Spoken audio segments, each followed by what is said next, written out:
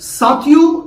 जैसा कि आप जानते हैं कि समाज हित और जनहित से जुड़े मुद्दों को advocate Narendra Joshi platform, social media platform पर बड़ी ही बेबाकी के साथ उठाया जाता है। अब एक ऐसे ही मामले का भांडाफोड़ हम आपके समक्ष बहुत जल्द करने वाले हैं, जिसमें एक नामी संस्था, जी हां, अगर कह दो कि राजस्थान की सबसे बड़ी संस्थाओं में से शुमार की जाने वाली वह संस्था जो कृषकों के विकास के लिए काम करती है, जो शैक्षिक उन्नयन के लिए काम करती है और जिसके कई प्रकार के प्रोजेक्ट चलते हैं, और ऐसी संस्थाओं को सरकार की तरफ से भी अनुदान दिया जाता है और यहां तक कि पब्लिक द्वारा भी डोनेशन प्रदत्त किया जाता है, और यहां तक कि फॉरेन कंट्रीज का बेनिफिट भी इन संस्थाओं को मिलता है। और संस्थाओं का जो पैसा होता है, उन संस्थाओं के पैसों से यदि कोई संपत्ति खरीदी जाती है, क्रय की जाती है, तो उसका विक्रय करना इतनी आसान प्रक्रिया नहीं होता है। यदि कोई संस्था जो कि करोड़ों अरबों रुपए की संस्था हो चुकी है, जिस संस्था को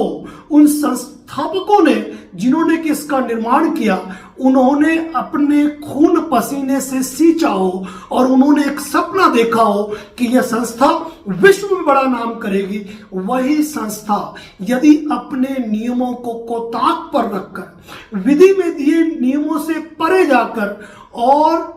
कुल मिलाकर कहे कि नियमों का वॉल्यूशन करके, कानून से परे जाकर यदि अपनी संपत्तियां बेचती है, अपनी अरबों अरब रुपए की संपत्तियां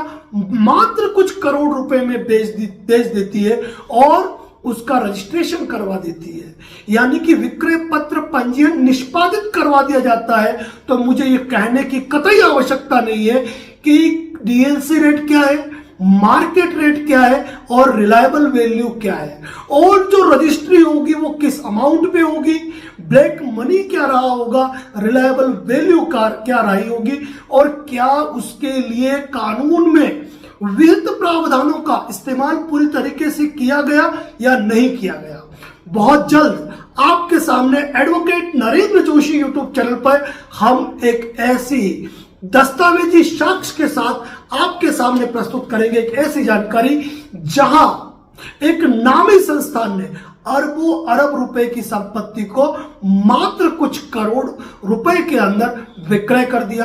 तो बात यह रही, विक्रय डीएलसी रेट पे हुआ, रिलायबल वैल्यू पे हुआ या मार्केट वैल्यू पे हुआ, और इस प्रकार के विक्रय में क्या अनियमितताएं रही, कौन सी कमियां रही, जिसके लिए न केवल जिला कलेक्टर महोदय अपितु राजस्थान हाईकोर्ट भी संज्ञान लेगा और मामला एसओजी तक भी जा सकता है, क्योंकि मामला ही इतना बड़ा है और उसमें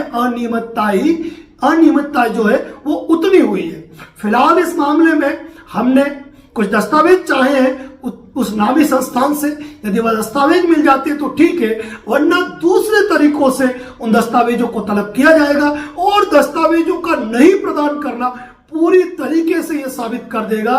कि भांग कुएं में भांग तो है ही है, लेकिन वो भांग घोलने वाले कौन है वो खिलाड़ी, वो मास्टरमाइंड जो अरबों अरब की संपत्ति को मात्र कुछ करोड़ रुपए में सेल कर देते हैं, और कौन है वह खरीदने वाले जिन्हें यह भी जानकारी नहीं कि संस्थाओं की जमीन को खरीदने के लिए कौन से विहित प्रावधानों का इस्तेमाल करना पड़ता है। तो बहुत जल्द आपके सामने हाजिर होंगे एक और नए खुलासे के साथ कि राजस्थान की कौन सी वो नामी संस्थान है जिसने कि भारत सरकार को धोखा दिया, जिसने कि राजस्थान सरकार के साथ धोखा दिया, जिससे कि आम जनता को जिससे धोखा हुआ, और कौन से नियम और प्रावधानों का पालन उनके द्वारा नहीं किया गया। बहुत जल्द आपके सामने खुलासा करेंगे। बने रहे advocate Narendra Joshi YouTube channel पे, ताकि सबसे पहले जान पाए आप वो खबर। खैर, वो खबर तो इतनी बड़ी और हाईलाइट होगी कि देश के हर न्यूज़पेपर के अंदर वह खबर जरूर छपेगी। तो बने रहे, बहुत जल्द आपके सामने एक एक्सक्लूसिव भांडाफोड़ के साथ पोस्टमार्टम होगा उस मामले का। धन्यवाद। जय हिंद, जय भारत, जय मेवाड़।